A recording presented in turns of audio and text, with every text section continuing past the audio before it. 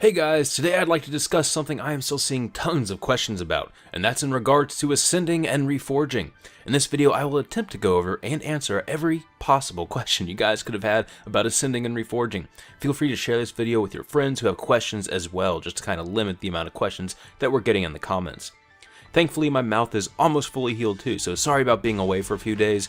I just need to let that heal. It is very painful to talk, and talking just aggravated it even more. I do apologize if I mispronounce anything, my tongue is getting in the way of certain words. Also, before we start, I was recently on IGN's Destiny podcast called Fireteam Chat, and for everyone who still hasn't seen my face and wants to know what I look like, I'll go ahead and link that podcast in the description for you guys to watch. We talked about all the best gear for trials and a lot more. And one more quick note, just a few hours ago, the creative director at Bungie tweeted out a picture of concept art for the new Exotic Hunter helm. Now obviously we've seen this helm before, but he said that it was called the Celestial Nighthawk, which is a new name. So this is important because now we know some of the new exotic names may change, and possibly some of the perks as well. Unfortunately, we don't know yet of any of the new changes to them because the database hasn't been updated with that information, but we know for sure now at least one of the old exotic names have been changed. It's also interesting to note that sometimes the helmet glows around the eyes. I'm really not sure why. Could it just be random, or let me know what your thoughts are about it. Okay, so first off, let's start with ascending. Ascending is the process of allowing your weapons or armor to reach its maximum capacity in terms of attack or light level. You'll notice on the description, it says that it will allow for it to reach its maximum in Year 1. Year 1 refers to now until Comet. It's just a way of saying that when Comet rolls around, there will be a higher attack and light value. Currently, the max attack is 365 and the max light is 42.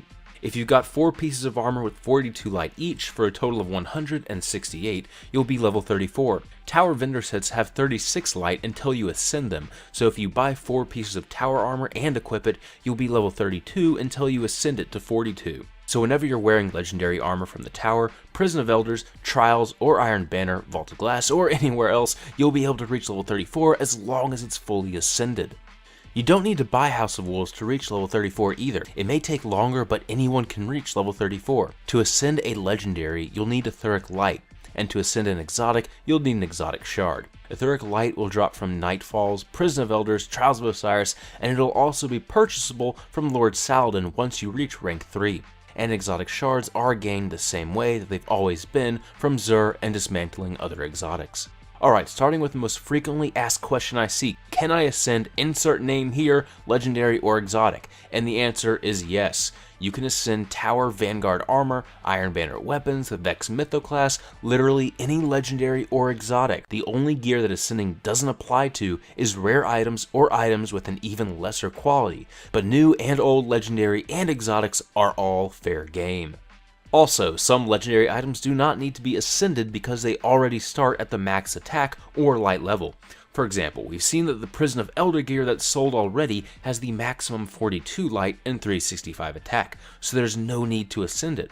Same thing goes with the in-game Trials gear that's on sale. It's sold with the max stats already in place, so you don't need to even worry about ascending that. But as far as everything else, and certainly all of the legendary and exotics that drop out in the wild, you will be able to ascend them. The next question I see a lot is in regards to armor and how ascending affects the stats. Right now, you can currently just take a piece of exotic armor to Xur to try and get better rolls, but as far as I know, Xur isn't going to offer this once House of Wolves is released. So to increase the rolls on your exotic or legendary armor, you ascend it, and that's it. Ascending a piece of armor will increase its attributes not by an insane amount, but by about 5 to 15 points from what I've seen so far. Now Xur could possibly still offer a process to increase the rolls of exotic armor even more, but we'll just need to wait to see about that. Next, I want to cover ascending weapons that were obtained before House of Wolves. The new expansion weapons don't need to worry about what I'm about to explain, so it's just in regards to the items you got before the DLC has released. These nodes do not disappear from your old gear once the expansion is released. You'll actually need to unlock and purchase them to get to the max. For example, in your inventory right now, let's say you have a Thunderlord. Your Thunderlord isn't at 331 attack yet because you don't have the materials or experience on it yet to upgrade it all the way. Let's say you don't feel like upgrading it at all until House of Wolves. So fast forward, it's now May 19th and House of Wolves is actually out. You say to yourself, okay, I finally want to get my Thunderlord to max attack. At this point, you can do two things, but regardless of what you do, the end result is the same. You can either upgrade it to 331 attack like normal with the upgrade nodes, and then ascend it to reach 365, or you ascend it the very first thing, and then continue to unlock and purchase the upgrade nodes to reach 365. So no matter what you do, you still need to ascend it, but you won't reach 365 until you fill out all those upgrade nodes. To put it simply, your old gear still needs to be upgraded normally, but you can ascend it at any time. The same process applies to old armor. You can ascend it immediately, but you still need to fill out the defense nodes to take full advantage of it. And of course, if your old legendary or exotic weapon is already maxed out, ascending will up it to 365 and you're good to go. As you're seeing now, all of my old gear is already upgraded, so ascending it just brings it to the new max. But if I didn't have all those upgrade nodes purchased, ascending will just open up the path, but not actually get me there until I purchase those nodes. I'll give another example with Vault of Glass armor.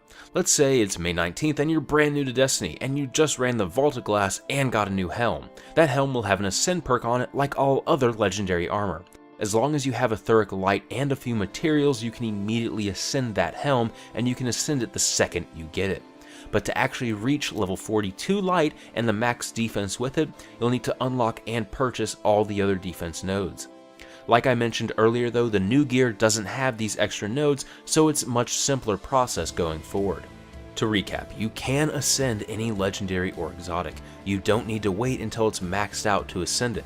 Old gear still needs to have the upgrade nodes filled in to take advantage of Ascension, and Ascending armor will increase its stats. Finally, let's go over everything you need to know about Reforging. If you've experienced Iron Banner Reforging, it'll be extremely similar at the Gunsmith. You'll still need Motes of Light, and you can reforge as many times as you want, assuming you have the necessary materials. You can reforge any legendary tower weapon that's sold once the expansion is released. You don't actually need the expansion to take advantage of this either. This means any House of Wolves, Vanguard, Crucible, or Faction legendary weapon, but only weapons, not armor. And you will not be able to reforge any raid weapons, exotics, or any weapon that isn't sold at the vendors I just mentioned. Also, Vanilla Destiny and Dark Below weapons cannot be reforged, except the Iron Banner weapons, but you need to do this at Lord Saladin. You'll be able to reforge your new vendor weapons with a chance at the new perks too, which is pretty cool. A few days ago we published a video showing off all the new weapon perks that we currently know about, so check out that if you haven't seen it yet. When you reforge a weapon, all of its perks are changed and your progression is reset, so you will need to level it up again and unlock those perks. So that's all there is to it. To recap, you can't reforge pre-House of Wolves weapons, you can only do that with the legendary weapons that are sold in the tower. And that about covers everything. I hope this helps some of you all out, and like I said, share this video with your friends if you're still a little fuzzy on how all of it works. For more weapons and gear talk, the link to the IGN podcast is in the description, and we recently recorded our Planet Destiny podcast as well. Thanks so much for watching and for the continued support. I'll see you guys soon. This has been Patrick Casey with Planet Destiny, your guide to the Destiny universe.